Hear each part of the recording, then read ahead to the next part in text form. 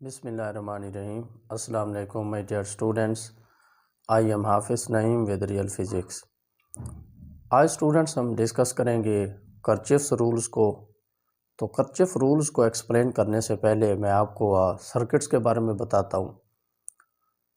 ऐसा सर्किट जिसमें एक से ज़्यादा रजिस्टर्स लगे हुए हों और उसमें एक वोल्टेज सोर्स हो, उसे सिंपल सर्किट कहते हैं। Simple circuit consists of more than one resistors, जिसमें एक से ज़्यादा रजिस्टर्स लगे हुए हों और उसमें सिंगल वोल्टेज सोर्स हो। ऐसे सर्किट को सिंपल सर्किट कहते हैं। सिंपल सर्किट को ओह्म्स लॉ की मदद से हल किया जाता है। मतलब सिंपल सर्किट सीरीज सर्किट हो सकता है, सिंपल सर्किट पैरेलल सर्किट हो सकता है।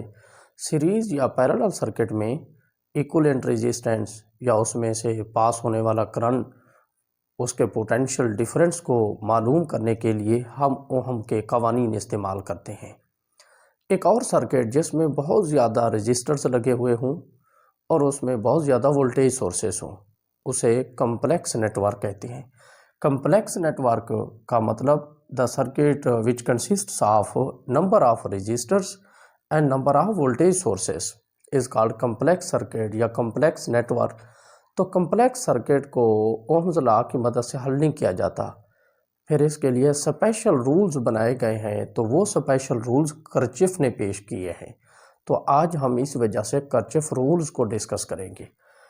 ये बात है 1847 की।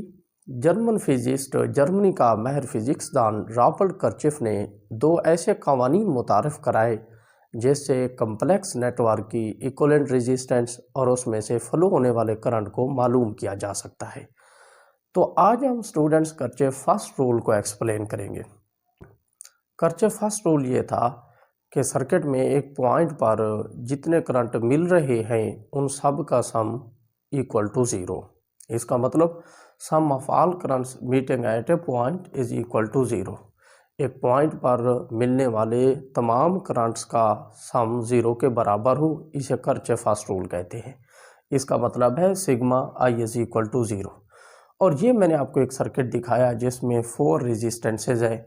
इसमें फ्लो होने वाला करंट I1 है, इधर फ्लो होने वाला करंट I2 है और ये तीसरी वायर में फ्लो होने वाला करंट I3, लास्ट में फ्लो होने वाला करंट I4 है।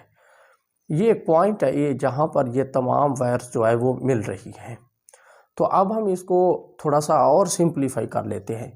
I1 और I2 जो है वो एक पॉइंट की तरफ आने वाले करंट है। मतलब I1 and I2 flowing current toward a point, जबकि I3 I4 इसी पॉइंट ए से अवे जा रहे हैं, इससे दूर जा रहे हैं। जो करंट पॉइंट की तरफ जा रहा हो उसे पॉजिटिव लिया जाता है और जो करंट पॉइंट से दूर जा रहा हो उसे नेगेटिव लिया जाता है। ये इनका अलामती असूल है, इसे साइन कन्वेंशन कहते हैं।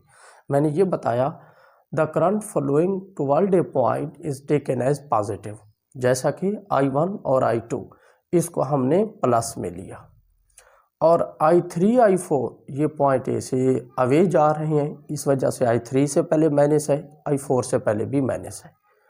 अब माइनस को प्लस से मल्टीप्लाई करें माइनस, इधर भी माइनस को प्लस से मल्टीप्लाई करें माइनस हो जाएगा। ये ज़ीरो राइट साइड पे वैसी की वैसे आ रही है।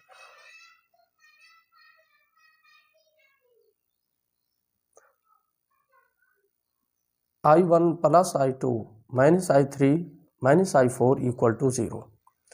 अब माइनस वाली टर्म्स उधर ले जाएं। I1 प्लस I2 इक्वल हो जाएगा I3 प्लस I4 के। इसका मतलब है sum of currents flowing toward a point is equal to sum of currents flowing away from the point. तो इसको इन शॉर्ट ऐसे लिख लेते हैं, sigma I toward equal to sigma I away. It mean sum of currents toward a point is equal to sum of currents away from point. ये Kirchhoff rule की एक और स्टेटमेंट है कि एक पॉइंट की तरफ जितने करंट आए उन सब का सम इक्वल होता है उसी पॉइंट से जाने वाले करंट के सम के। तो कर्चफ़ फर्स्ट रूल को स्टूडेंट्स एक पॉइंट की मदद से एक्सप्लेन किया जाता है, इसे इसी वजह से पॉइंट रूल कहते हैं। और दूसरी बात है कर्चफ़ फर्स्ट रूल को इन शॉर्ट KCL कहते हैं कि कर्चफ़ का पहला कानून करंट के बारे में है। तो कर्चिफ करंट रूल भी इसे कहा जाता है या कर्चिफ करंट लॉ भी कहते हैं।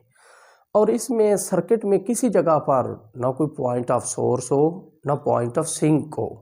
पॉइंट ऑफ सोर्स होने से क्या होगा, उसमें से और चार्जेस निकलना शुरू हो जाएंगे, जबकि अगर पॉइंट ऑफ सिंक मौजूद हो वो तमाम चार्जेस को एब्जॉर्ब कर लेगा।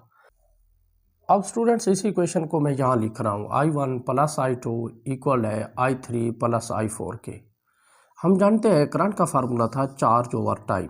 I1 की जगह Q1 ओवर T, I2 की जगह Q2 over T equal to I3 की जगह Q3 ओवर T और I4 की जगह Q4 ओवर T। इस पार्ट में से 1 ओवर T कॉमन लें, Q1 plus Q2 equal to इधर भी 1 ओवर T कॉमन ले लें, Q3 प्लस Q4। तो 1 over T students 1 over T से कैंसिल हो जाएगा, Q1 plus Q2 equal to होगा Q3 प्लस Q4 के।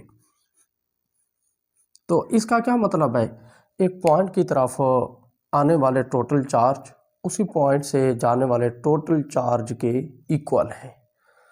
अगर सर्किट में कोई पॉइंट सोर्स का काम ना दे रहा हो या सर्किट में कोई पॉइंट सिंक भी ना हो, तब उसमें आने वाले चार्जेस और उसी पॉइंट से जाने वाले चार्जेस की तादाद इक्वल होती है।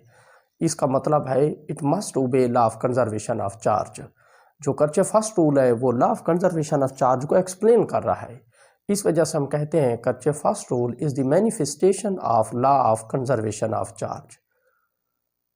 अगर आपने अभी तक हमारा चैनल सब्सक्राइब नहीं किया तो इसको लाजमी सब्सक्राइब कीजिए और अपने तमाम तर क्लास फेलोज़ के साथ शेयर कीजिए ताकि ज़्यादा से ज़्यादा स्टूडेंट्स का फ़ायदा हो जाए। अल्लाह हाफिज़।